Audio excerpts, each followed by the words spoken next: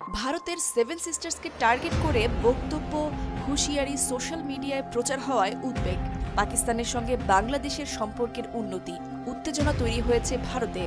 নিজেদের নিরাপত্তা নিয়ে বর্তমান সরকারের ওপর আস্থা রাখতে পারছে না ভারত। ভারত যতটা না বাংলাদেশকে নিয়ে চিন্তিত, তার থেকে বেশি ভয় পাচ্ছে পাকিস্তান এবং চীনকে। বাংলাদেশকে ব্যবহার করে চীন কিংবা পাকিস্তান ভারতের সেভেন সিস্টার্স রাজ্যগুলোতে উত্তেজনা ছড়াবে না তো? আর সেই কারণেই সাম্প্রদায়িক ইস্যুকে সামনে এনে বাংলাদেশের বিরুদ্ধে আগ্রাসী হয়েছে তারা। মূলত শেখ হাসিনার সরকার থাকাকালীন নিজেদের নিরাপত্তা নিয়ে যতটা স্বস্তিতে ছিল ভারত, বর্তমানে সেই আস্থা তারা পাচ্ছে না। আর এই আস্থার সংকটই দুই দেশের মধ্যকার সম্পর্ক তলানিতে নিয়ে যাচ্ছে। তবে এই কথা সত্য যে চীন এবং পাকিস্তানকে সুযোগ করে দিতে বাংলাদেশে কখনোই আক্রমণ চালাবে না ভারত। ভারতের এই দুর্বল পয়েন্টটাকেই হয়তো কাজে লাগাতে চাইছে বাংলাদেশ। কিন্তু পর্দার আড়ালের ষড়যন্ত্র থেমে থাকবে কি?